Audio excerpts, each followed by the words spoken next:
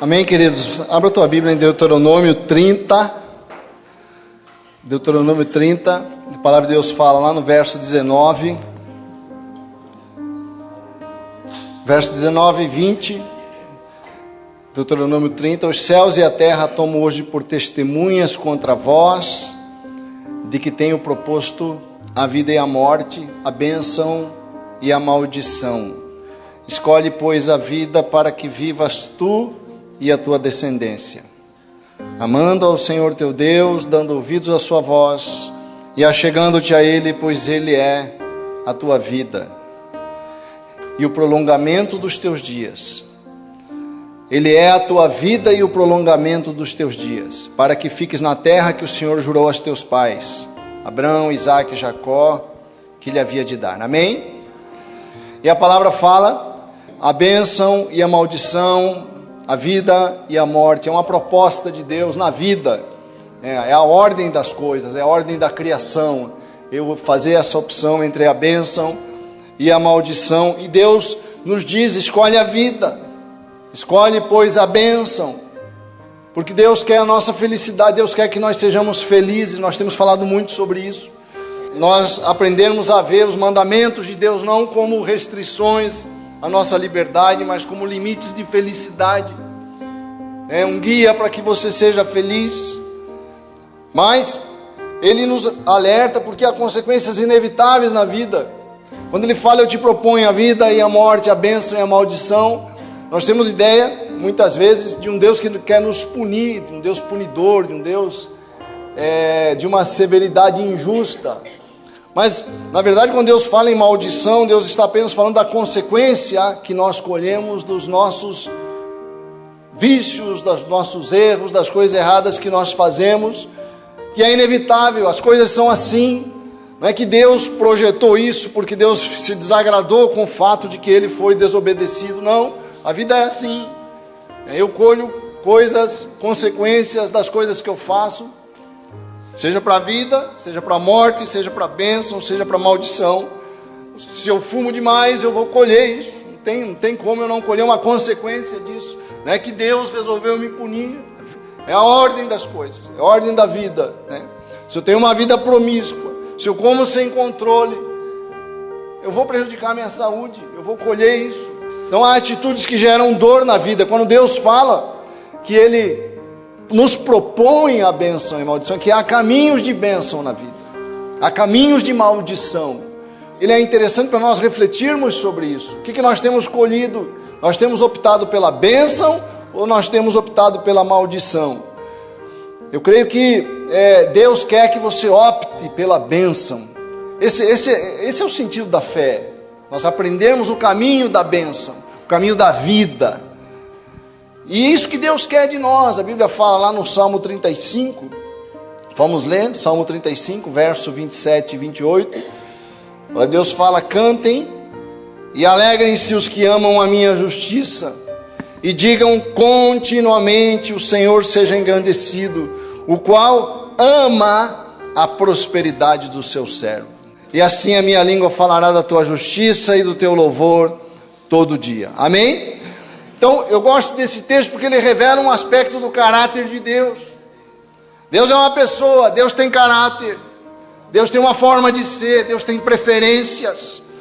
Amém? E nós, às vezes, não estamos acostumados a pensar em Deus olhando para nós. Deus, quando olha para você, Deus deseja que você seja feliz. Prosperidade aqui, no original, se você for ver no original, no hebraico, a palavra prosperidade aqui é shalom. Na verdade, se nós formos ler esse texto literalmente, seria: seja engrandecido o Senhor, o qual ama o shalom do seu servo. Shalom no hebraico é mais do que paz. Shalom é bem-estar, você ser feliz, né? Shalom é a boa vida. Você colher, né, na tua realidade os frutos de uma vida boa.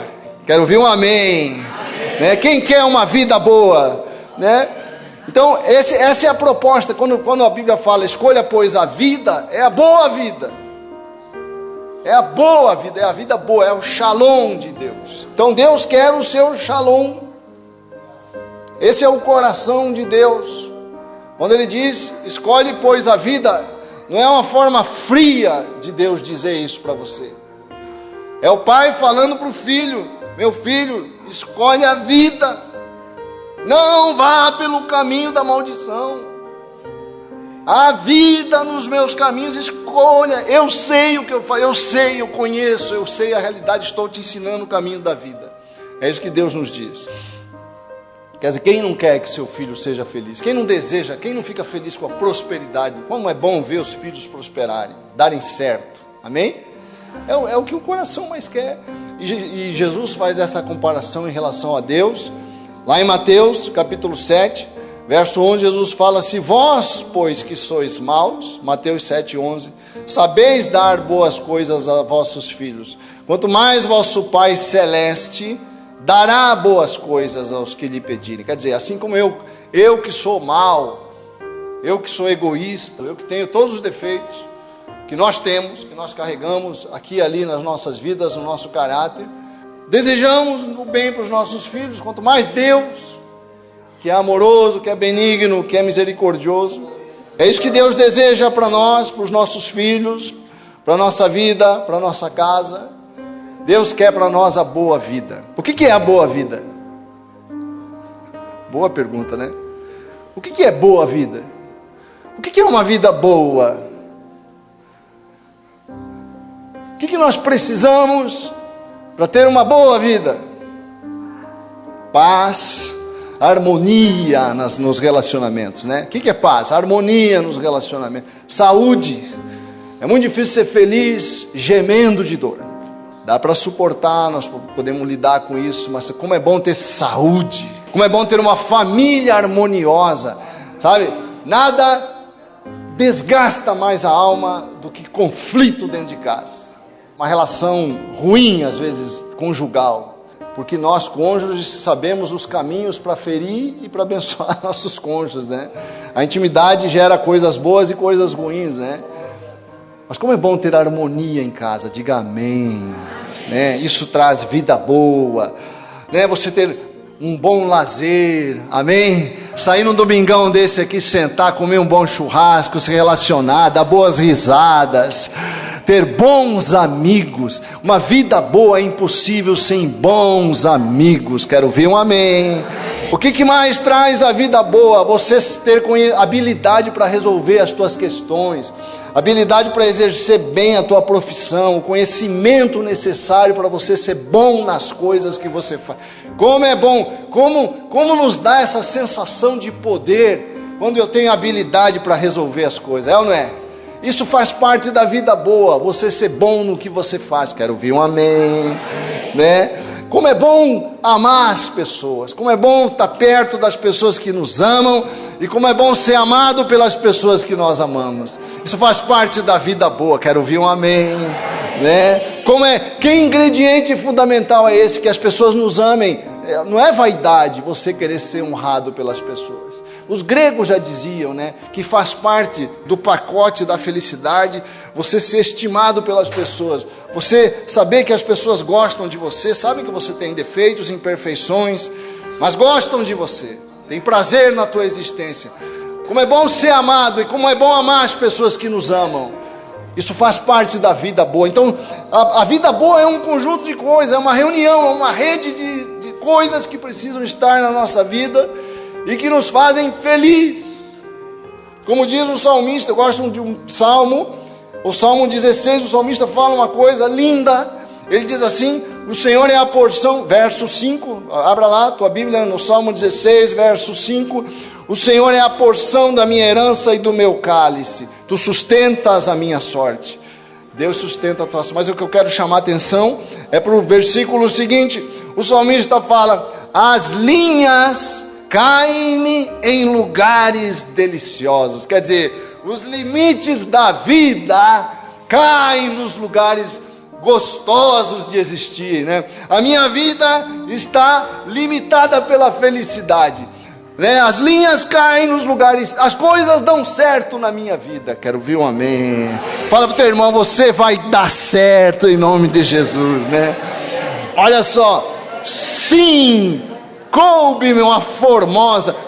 coube-me uma formosa herança. Que herança? A vida, irmão. Vida boa. É isso que nós queremos, é por isso que nós lutamos, é por isso que nós estamos aqui. E o verso 5 diz: tu sustentas a minha sorte. O que o salmista quer dizer? Quer dizer, minha vida é maravilhosa, né? Quando a gente às vezes olha para a vida e parece que, né? Que maravilha, meu Deus, que maravilha estar com as minhas filhas, que maravilha estar com a minha família, que maravilha estar com a minha igreja. Amém ou não? Né? Mas por que é bom eu saber o que traz felicidade? Porque aí eu vou investir nisso, irmão. Eu vou investir na minha saúde. Eu não vou prejudicar a minha saúde com besteiras. Vou comer de maneira que gere saúde. Quero ouvir um amém. Né? Não vou me entregar a coisas que no futuro vão trazer dor. Isso quer dizer, se eu tenho consciência que eu não me basto em mim mesmo, eu preciso das pessoas, eu preciso do amor das pessoas, eu vou ser amável, eu vou tratar bem as pessoas, eu vou investir nos relacionamentos. Quando uma pessoa precisa de mim, eu estou presente, porque eu sei que essa relação que vai sendo criada, na proximidade que nós vamos construindo, traz felicidade para a minha vida. É bom ter um amigo, é bom ter alguém que me ouve, é bom ter alguém que me aguenta, é bom ter alguém com quem eu posso ficar em silêncio vários minutos, sem falar nada, sem nenhum constrangimento. Que coisa boa. Só com os amigos nós conseguimos isso. E eu sempre falo, não se faz amigo sem comer um saco de sal com eles antes. Você já comeu um saco de sal, irmão? Já comeu, mas demorou, né? Nós precisamos comer um saco de sal juntos. Quero ouvir um amém. Construir coisas. Nós estamos nessa igreja, nós vamos construir coisas juntos. Construímos essa obra juntos, vamos construir outra obra juntos. E assim nós vamos construindo uma relação que Deus vai construindo na nossa alma. Amém ou não? Né? Então, se você sabe que você precisa de estima, que você precisa de honra, que você precisa de amigos, que você precisa de saúde, que você precisa de habilidade, de conhecimento, é nisso que você vai pôr a tua vida, teu investimento. Mas olha só, ainda que, presta atenção, por que eu estou falando isso? Eu quero que nós lembremos nesta manhã, nós estamos falando da bênção de Deus, que ainda que eu seja alguém com todas as virtudes para adquirir essas coisas tão fundamentais para a felicidade, ainda que eu tenha isso, eu tenho as virtudes que a gente sempre fala aqui, você tenha coragem, temperança, você seja uma pessoa justa, né? Você tenha sabedoria, enfim, todas as virtudes necessárias para você construir a felicidade. Mesmo assim, há algo que não depende de nós. As pessoas que desde a antiguidade estudam a felicidade dizem isso. Você precisa de virtude para ser feliz.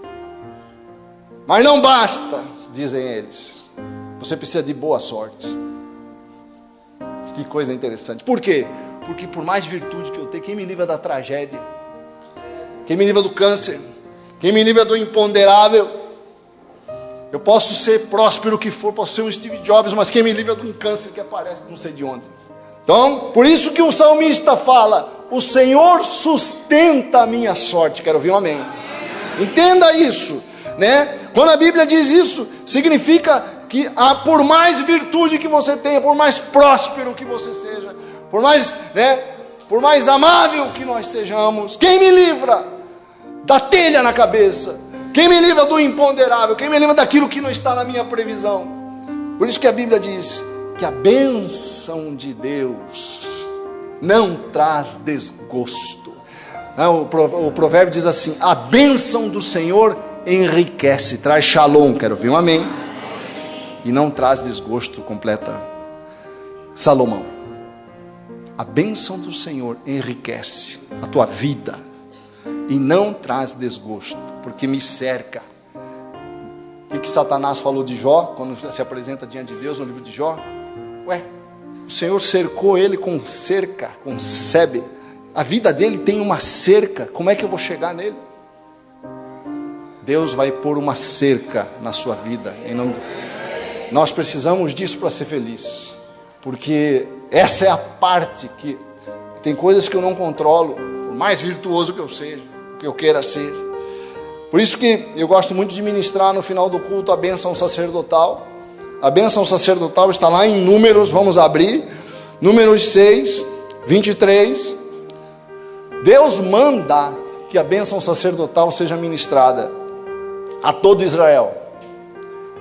Números 6, 23 fala: Fala a Arão e a seus filhos, dizendo: Assim abençoareis os filhos de Israel, dizendo-lhes: O Senhor te abençoe e te guarde. O Senhor te abençoe e te guarde. E o Senhor faça resplandecer o seu rosto sobre ti. O Senhor tenha misericórdia de ti. Quero ouvir um amém. Oh, é linda esta bênção. O Senhor sobre ti levante o seu rosto e te dê shalom. Assim porão o meu nome sobre os filhos de Israel, e eu os abençoarei. Um judeu é familiarizado com essa bênção, porque todo sábado ele ouve a bênção.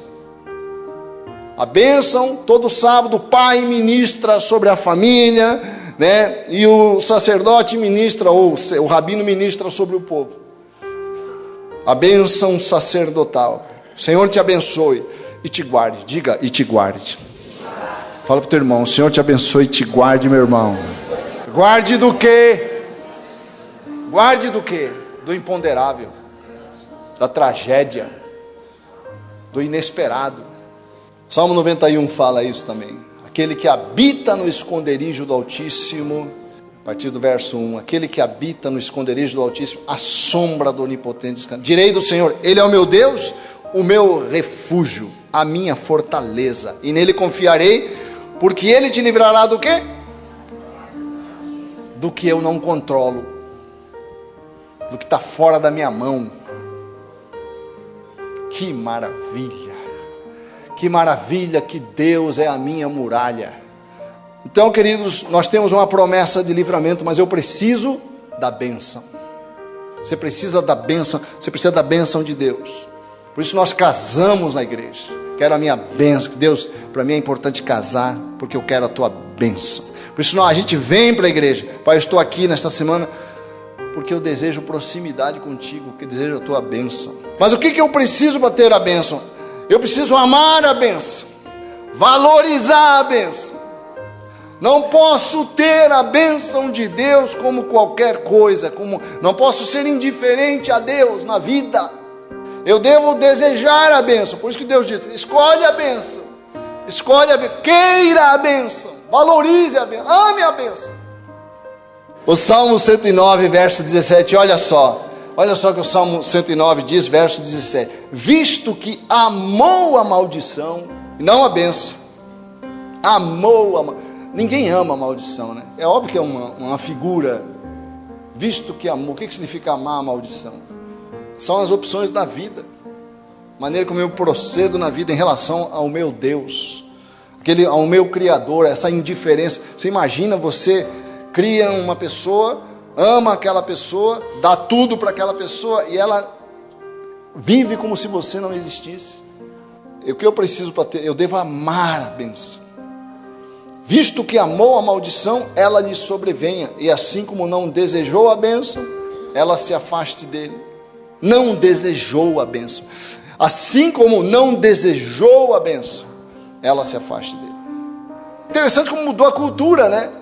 Havia uma compreensão da importância do mundo espiritual na realidade, que hoje não há mais.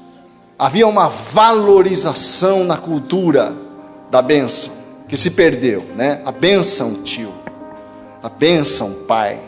Aos poucos o homem foi considerando isso desnecessário na vida, foi tendo por irrelevante. Mas o que importa é a realidade, não a cultura. Quero ouvir um amém. Né? Se eu entendo que a bênção me protege, ela é fundamental para eu ser feliz, eu vou querer a bênção. Você tem que querer a bênção na sua vida. A segunda coisa que eu preciso entender, além de querer a bênção, é que a bênção é fruto da proximidade de Deus. Quer dizer, a bênção é a presença de Deus. Por isso, a bênção sacerdotal fala: o Senhor te abençoe e te guarde, e o Senhor faça o quê? Resplandecer seu rosto sobre ti. Olha só que lindo, né? É que é a Deus perto de mim é que me abençoa. A bênção é a presença de Deus. A bênção é a proximidade do meu Pai. Quero ouvir um amém, né?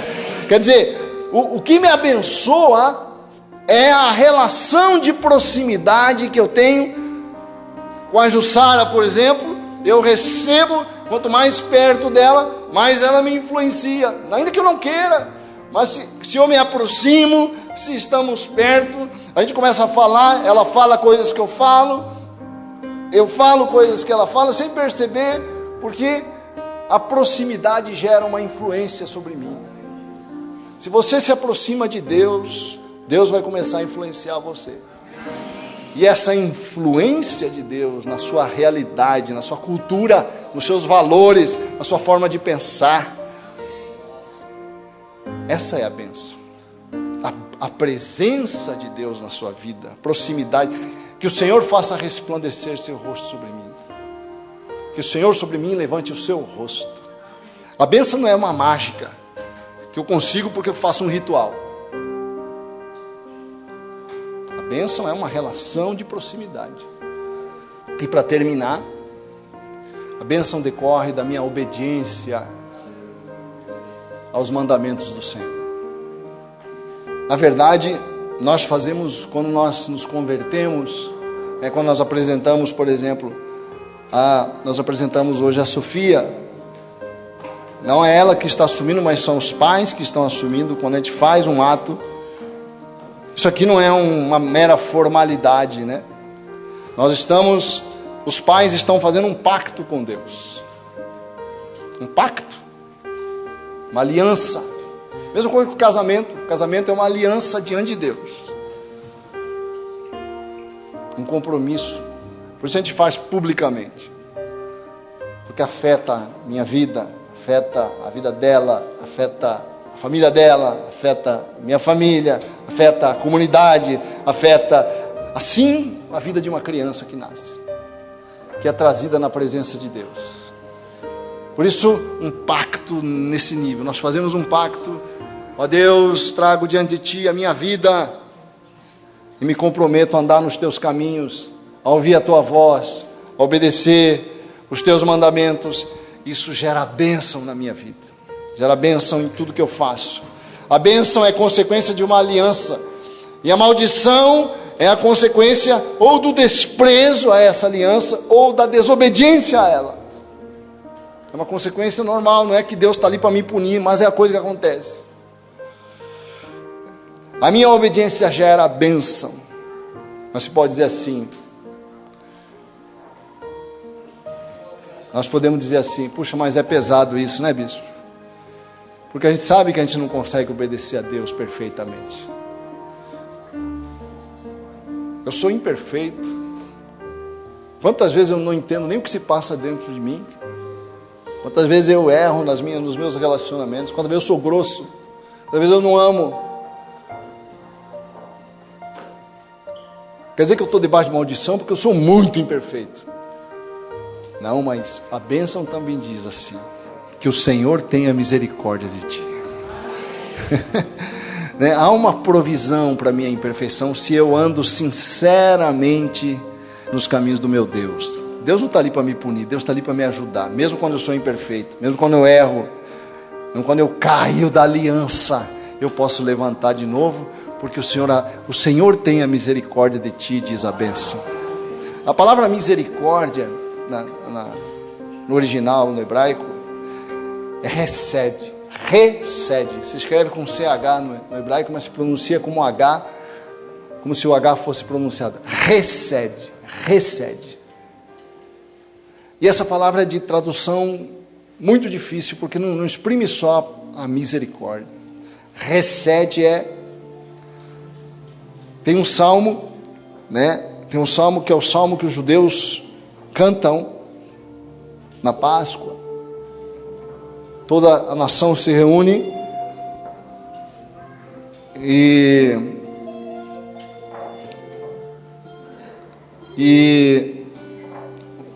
o ministro,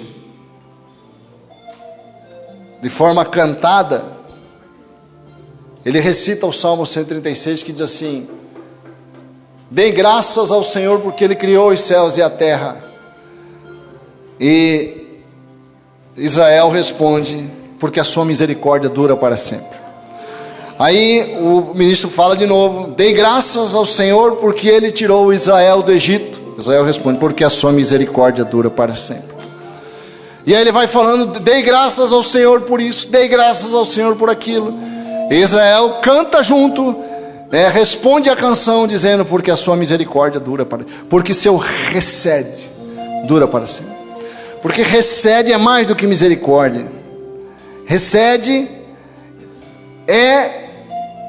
exprime aquele sentimento que dói na alma quando eu olho para o sofrimento do meu filho.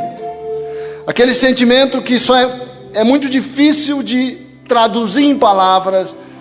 Aquela comoção da alma quando eu olho para o meu filho e sinto aquele amor profundo e aquele desejo profundo de ajudar, de fazer levantar. Esse é o recede de Deus.